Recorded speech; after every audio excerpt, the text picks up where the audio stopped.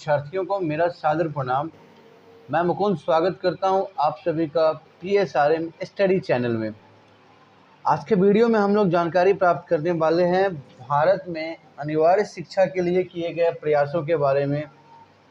साथ ही साथ आज के वीडियो में हम लोग जानेंगे कलकत्ता विश्वविद्यालय आयोग, जिसे हम लोग सैडलर आयोग भी कहते हैं।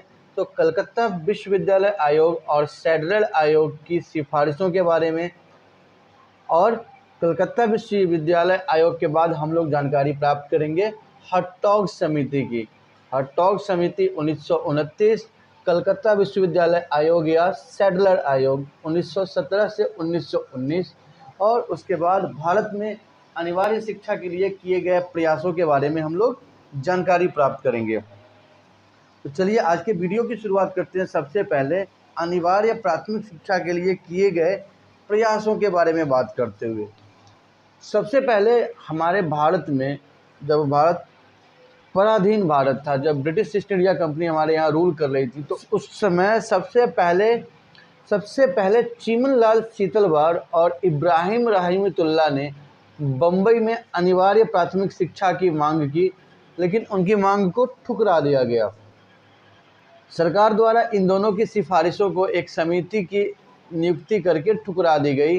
1906 ईस्वी में बड़ौदा के महाराज सयाजी राव ने अपने राज्य के अमरेली तालुका में 9 गांवों में अनिवार्य शिक्षा को शुरू किया। तो भारत में सबसे पहले अनिवार्य प्राथमिक शिक्षा 1906 में महाराज सयाजी राव, जो बड़ौदा के राजा थे, उन्होंने अपने राज्य के अमरेली तालुका में 9 गांवों में लागू किया है।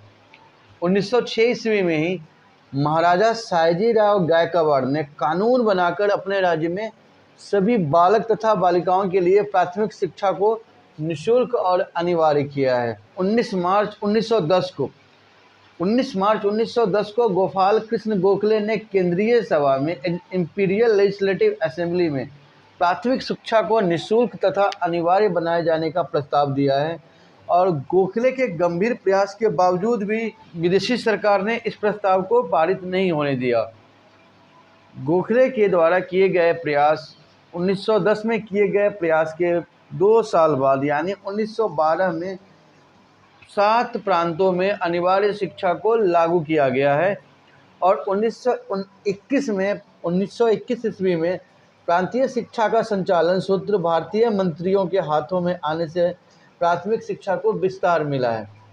तो हम लोग भारत में प्राथमिक शिक्षा को अनिवार्य बनाए जाने की दिशा में किए गए प्रयासों के बारे में बात कर रहे हैं। अब हम लोग बात करने वाले हैं कलकत्ता यूनिवर्सिटी कमीशन और कलकत्ता विश्वविद्यालय आयोग 1917 से 1919 के बारे में। कलकत्ता विश्वविद्यालय आयोग को सैडलर आयोग भी कहा जाता है। 1913 के शिक्षा नीति प्रस्ताव में शिक्षा आयोग की नियुक्ति का प्रस्ताव रखा गया था, जो 1914 में प्रथम विश्व युद्ध के आरंभ के कारण नियुक्त नहीं किया जा सका। 1913 में शिक्षा नीति का जो प्रस्ताव रखा गया था, शिक्षा नीति संबंधी जो सरकारी प्रस्ताव प्रस्तुत किए गए थे, उनको 1914 में प्रथम विश्व युद्ध के कारण नियुक्त नहीं किया जा सका। विश्व युद्ध की समाप्ति के पश्चात उस प्रस्ताव के आधार पर एक शिक्षा आयोग की स्थापना की गई, जिसे कलकत्ता विश्वविद्यालय आयोग कहा जाता है। इस आयोग के अध्यक्ष लीड्स यूनिवर्सिटी के वाइस चांसलर माइकल सैडलर थे, जिसके कारण इसको सैडलर आयोग भी कहा जाता है। कलकत्ता विश्वविद्यालय आयोग या सैडलर आयोग की सिफारिशें। देखिए, हम लोग अब कलकत्ता विश्वविद्यालय आयोग या सैडलर आयोग के सिफारिशों के बारे में बात करेंगे। तो सबसे पहले हम लोग ये देखते हैं कि इस आयोग की ये सिफारिश थी कि विश्वविद्यालय में प्रवेश केवल इंटरमीडिएट पास छात्रों को ही दिया जाए। इस आयोग ने यह सिफारिश किया है कि स्नातक का पाठ्यक्रम 3 वर्षीय हो, इंटरमीडिएट कक्षाओं में को विश्वविद्यालय से अलग किया जाए।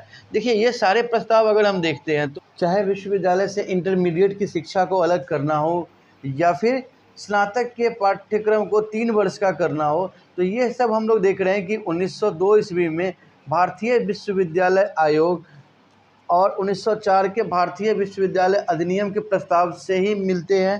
तो ये जो कलकत्ता विश्वविद्यालय आयोग है, इसमें 1902 के भारतीय विश्वविद्यालय आयोग के प्रस्तावों को भी जगह दी गई है। विश्वविद्यालय को अधिक स्वतंत्रता प्रदान किए जाने की बात की है सैडलर आयोग ने।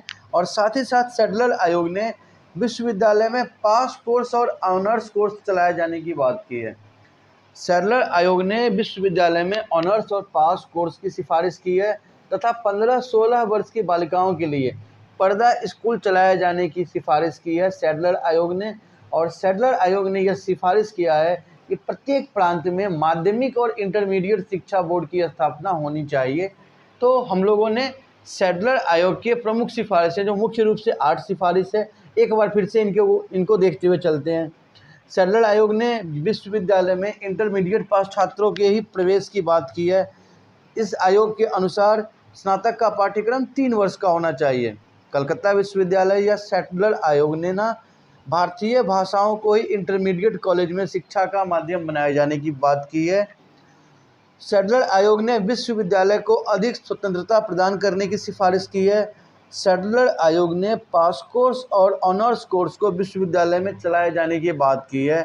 सैडलर आयोग ने 15 से 16 वर्ष की बालिकाओं के लिए पर्दा स्कूल चलाए जाने की सिफारिश की है। और इस आयोग के अनुसार प्रत्येक प्रांत में माध्यमिक तथा इंटरमीडिएट शिक्षा बोर्ड की स्थापना होनी चाहिए। ये सभी सिफारिश थे माइकल सैडलर की अध्यक्षता में गठित सैडलर आयोग की, जिसका अवधि 1917 से 19 है। और इस आयोग को हम लोग कलकत्ता विश्वविद्यालय आयोग के नाम से भी जानते हैं। और अब हम लोग सैडलर आयोग के बाद बात करेंगे हटॉग समिति 1929 और हटॉग कमेटी की। देखिए 1920-21 का जो समय है, भारत में भारतीय असहयोग आंदोलन का समय था, जिसका बहुत ज़्यादा प्रभाव ब्रिटिश शासन के ढांचे पे पड़ा है। असहयोग आंदोलन से प्रभावित होकर ब्रिटिश सरकार द्वारा भारत की सामाजिक, आर्थिक और राजनीतिक प्रगति की समीक्षा के लिए साइमन कमीशन की नियुक्ति की गई है। जॉन साइमन की अध्यक्षता में साइमन कमीशन को नियुक्त किया गया है। इसी आयोग के अंतर्गत भारतीय शिक्षा की स्थिति जांच के लिए, इसी आयोग के अंतर्गत साइमन कमीशन के अंतर्गत ही भारत में शिक्षा की स्थिति को जांचने के लिए एक सहायक समिति नियुक्त किया गया है और उसके अध्यक्ष फिलिप हटॉग थे। इसलिए इस समिति को हटॉग समिति या हटॉग कमेटी कहते हैं। हटॉग समिति ने ना 1929 में अपनी रिपोर्ट जमा की है। तो 1929 में जो हटॉग समिति की रिपोर्ट है, उसको हम लोग इस प्रकार से समझते हैं। इस समिति ने ना प्राथमिक शिक्षा, माध्यमिक शिक्षा और विश्वविद्यालय शिक्षा के बारे में अपने सुझाव प्रदान किए, सुझाव प्रस्तुत किए हैं। प्राथमिक शिक्षा के बारे में जो सिफारिशें हटॉग समिति ने की है, वो इस प्रकार से है कि प्राथमिक शिक्षा की न्यूनतम अवधि 4 वर्ष की हो और प्राथमिक शिक्षा के पाठ्यक्रम को उदार बनाया जाए। हटॉग समिति के अनुसार प्राथमिक शिक्षकों के लिए शिक्षा के स्तर में वृद्धि की जानी चाहिए।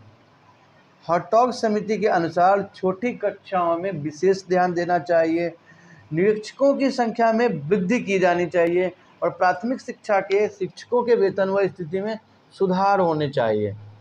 वहीं इस समिति ने माध्यमिक शिक्षा और के लिए, सेकेंडरी एजुकेशन के लिए जो सुझाव दिया है, वो इस तरह से है कि मिडिल स्कूल के पाठ्यक्रमों का विभिन्नीकरण किया जाए।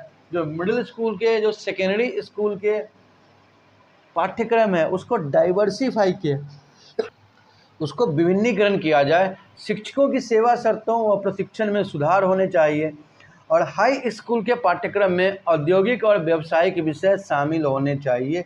ये सुझाव माध्यमिक शिक्षा के लिए हटॉग समिति ने दिया है। हटॉग समिति ने ना विश्वविद्यालय शिक्षा के लिए भी अपने सुझाव प्रस्तुत किए हैं। हम लोग उनके विश्वविद्यालय शिक्षा के लिए दिए गए सुझावों को भी देखते हैं। हटॉग समिति के अनुसार विश्वविद्यालय में प्रवेश के नियमों को कठोर बनाए जाने चाहिए। यह समिति इस बात को मानती है कि विश्वविद्यालय में रोजगार कार्यालय की स्थापना की जानी चाहिए। विश्वविद्यालय को रोजगार के अवसर उत्पन्न करने का स्थान बनाया जाना चाहिए। विश्वविद्यालय में शिक्षा के स्तर को सुधारा जाए। विश्वविद्यालय में ऑनर्स कोर्स और पास कोर्स को अलग किया जाए और ऑनर्स कोर्स के लिए अलग से शिक्षण की व्यवस्था हो। यह सुझाव विश्वविद्यालय शिक्षा के लिए हटॉग समिति के द्वारा प्रस्तुत किया गया है। तो आज के वीडियो में हम लोगों ने भारत में अनिवार्य प्राथमिक शिक्षा के लिए किए गए प्रयास, जिनमें हम लोग जीवनलाल शितलावाड़, इब्राहिम रहमतुल्लाह, गोपाल कृष्ण गोखले और महाराजी सयाजी राव, इन सब के प्रयासों को देखते हैं जिन्होंने भारत में प्राथमिक शिक्षा को निःशुल्क और अनिवार्य बनाने के लिए कोशिश की है। उसके बाद हम लोगों ने भारतीय कलकत्ता विश्वविद्यालय आयोग या सैडलर आयोग और उसकी सिफारिशों की बात की है, उसके बारे में जानकारी प्राप्त की, और फिर हर्टॉग समिति की सिफारिशों के बारे में बात की, जिसमें हर्टॉग समिति ने भारत में प्राथमिक शिक्षा, माध्यमिक शिक्षा और विश्वविद्यालय शिक्षा के लिए जो प्रस्ताव प्रस्तुत किए हैं उसके बारे में जानकारी प्राप्त की। जी, आपके जिन भी मित्रों के लिए ये सूचनाएं उपयोगी हो आप उनके साथ साझा करेंगे। साथ ही साथ मेरे प्रोत्साहन के लिए या मेरे सुधार के लिए आपके जो भी विचार होंगे वो सदैव और सादर आमंत्रित हैं। धन्यवाद।